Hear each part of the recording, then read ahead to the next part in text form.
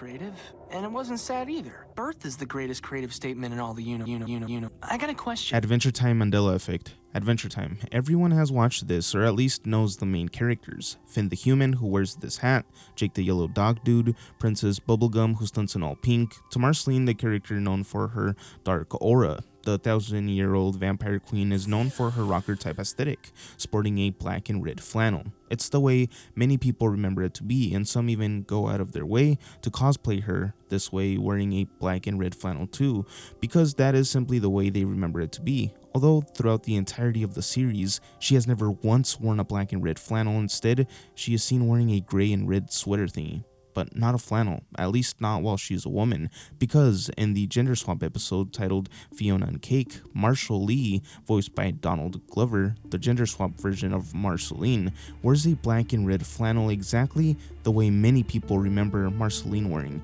Although believers in this Mandela effect claim that they have never watched this episode, let alone known about the gender swap character in the first place, and had no clue that this character even existed, some have also brought the idea that it may be from a comic. A Redditor states, "She doesn't ever wear one in the show, but there is an Adventure Time comic, which I believe is official, but I don't think it's canon. I'm not sure which comic it is either. I need to figure that out." Where she wears a red flannel shirt, though she doesn't wear it like a shirt like Marshall Lee. It's on her waist, and she gives it to PB later, though think it's also just a pretty common misconception that she wears one during the show.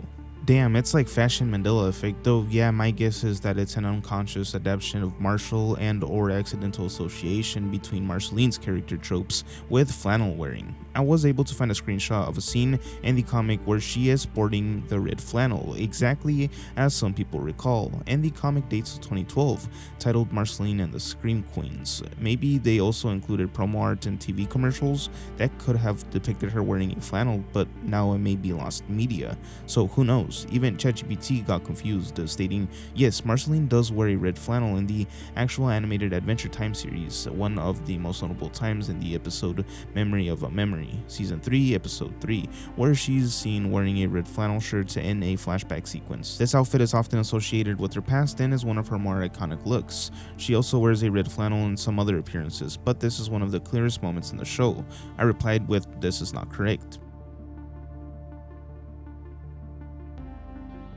But what do you guys recall? Do you think this is simply BS or something deeper due to CERN and whatnot, creating black holes that messes with the time and space?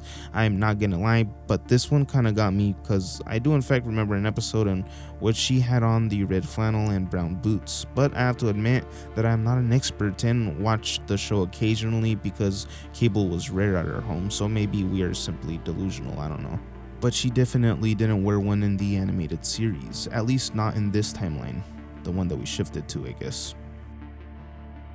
Lilo and Stitch Mandela Effect. They are now claiming that there is a new Mandela effect regarding the Disney animated film, having to do with the scene in which Lilo decides to hide in a dryer. Upon rewatching the film, streaming it, many are finding that she never hid in a dryer, but instead she hid in a pizza box, leaving tons of people confused, swearing that they very clearly remember a dryer next to the washer.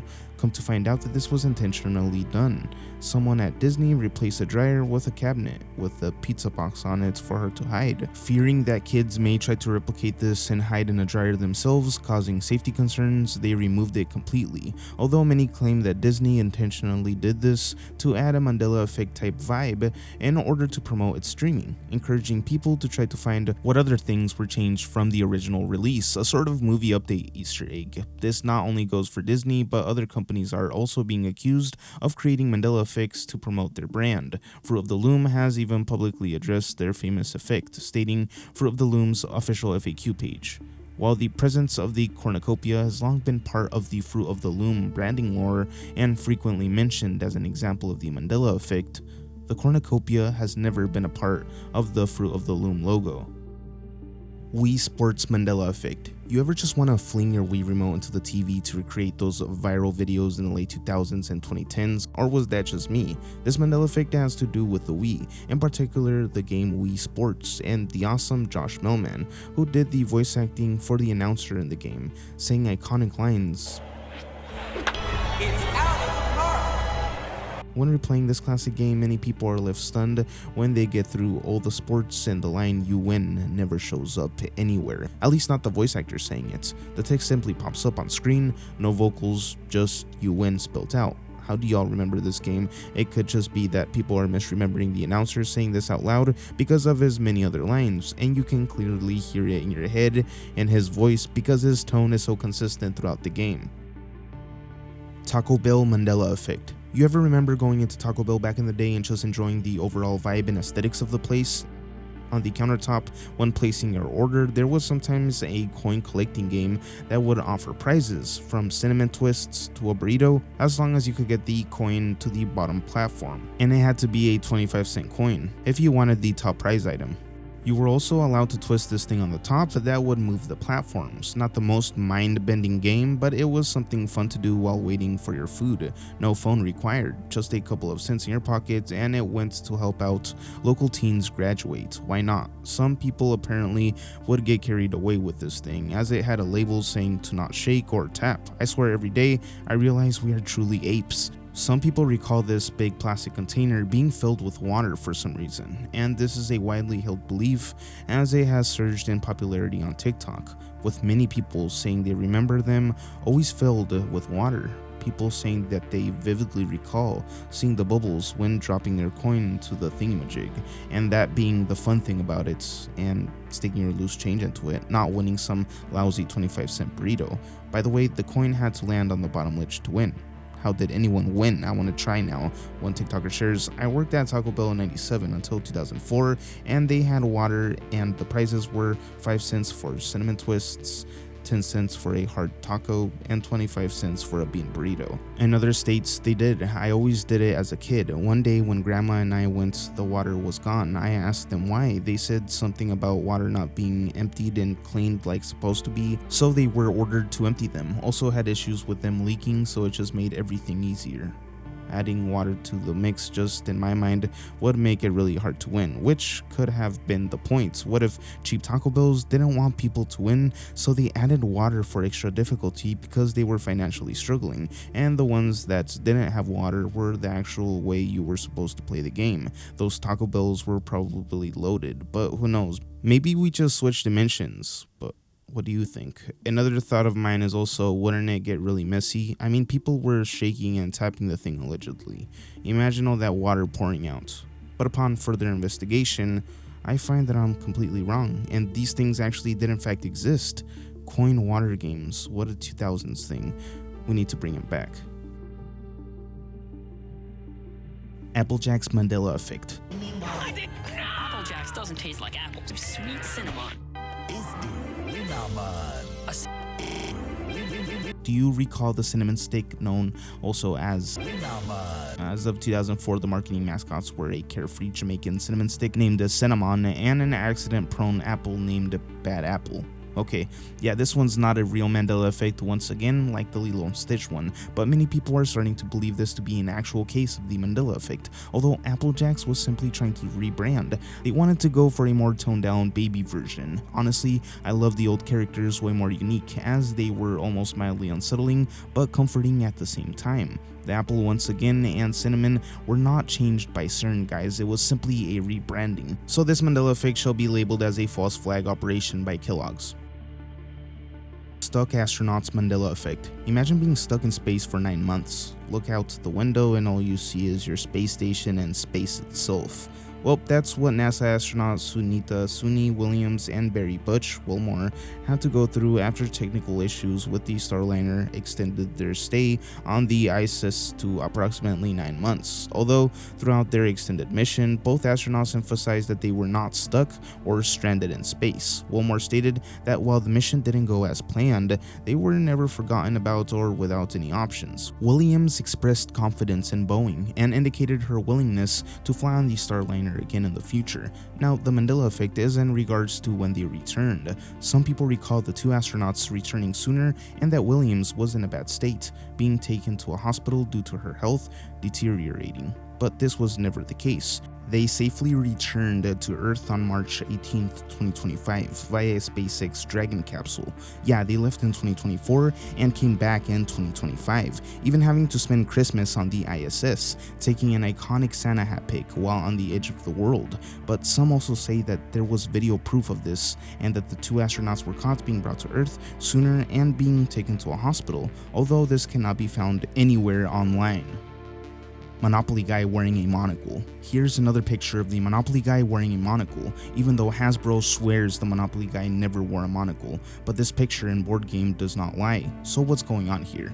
These bills have been discussed before in the sub. Actually, if you do a Google search for Monopoly monocle, you will find several older threads on here from other people who have found them. They're from earlier non-English versions of Monopoly Jr., mostly European from what I can tell. As far as why he has a monocle only on the specific European Monopoly Jr. 2 bill, who knows? Someone did the artwork that way and it got printed, at least for a while. Hasbro also has never issued a statement swearing the Monopoly guy never had a monocle, so I'm not sure where you got that idea, but it simply isn't true. If you're trying to imply that they're denying it to cover something up, no, that's not what's happening. ETA.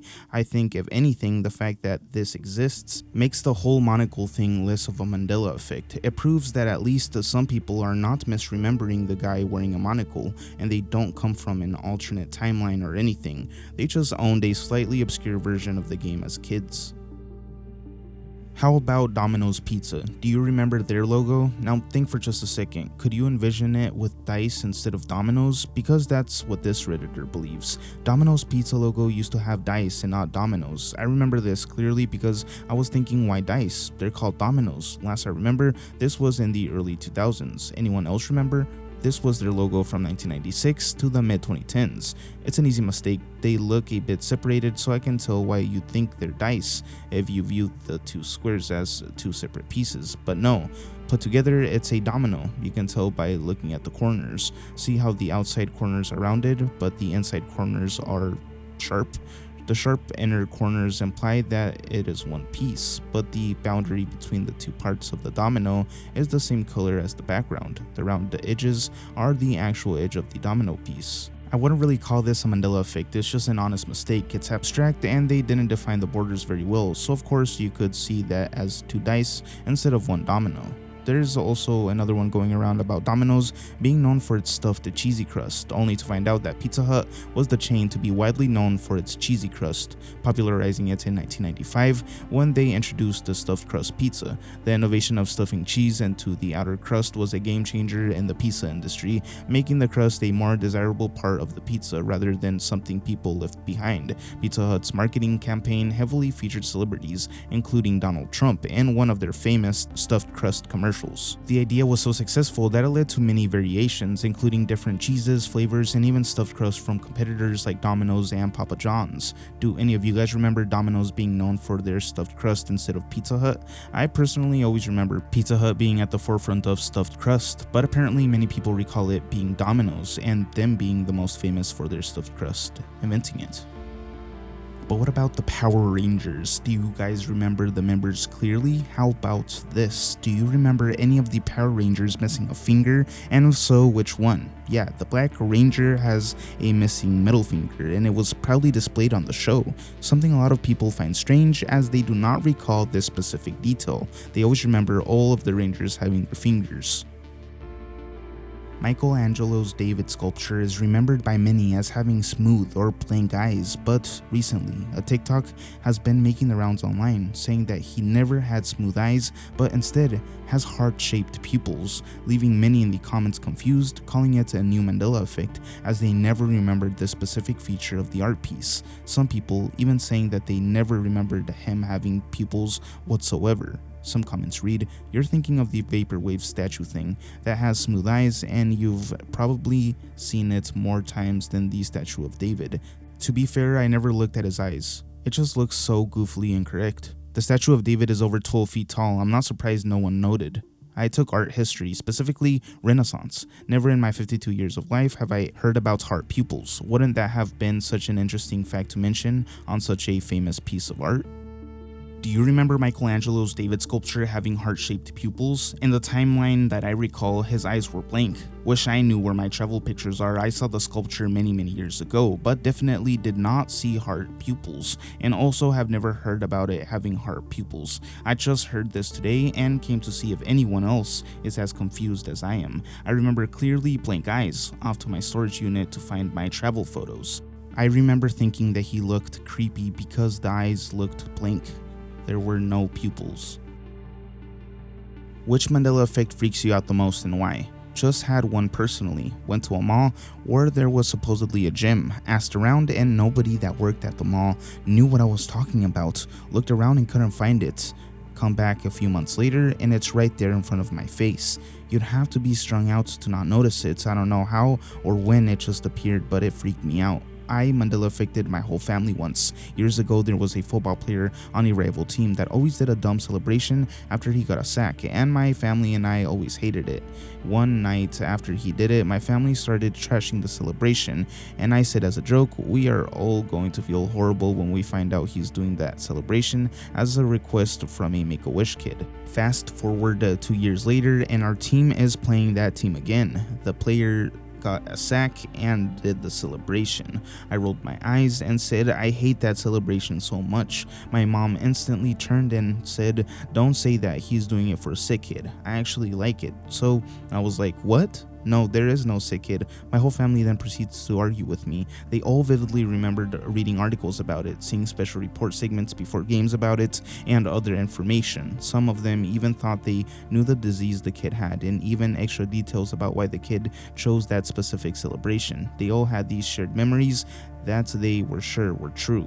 I was floored by all this and insisted none of that was true, so we looked it up, and it's not true. No kid like that ever existed. They still have trouble wrapping their heads around this one. Turned out human memory is not near as reliable as we think. It was American football, and the player was Jared Allen of the Minnesota Vikings and his cattle roping sack celebration. This was maybe 10 years ago. This is the part that gets me. Even small things like that can affect the memory of a person. Think about how easy it would be to manipulate an eyewitness in a trial like this. It freaks me out. I am aware eyewitness accounts aren't considered the most accurate evidence. I still find it disturbing how the memory can be easily manipulated. So, has the Mandela effect officially ended? I don't know, maybe most of these were possible misunderstandings and is always being explained away by a random Reddit comment, but what's new? It's all for fun.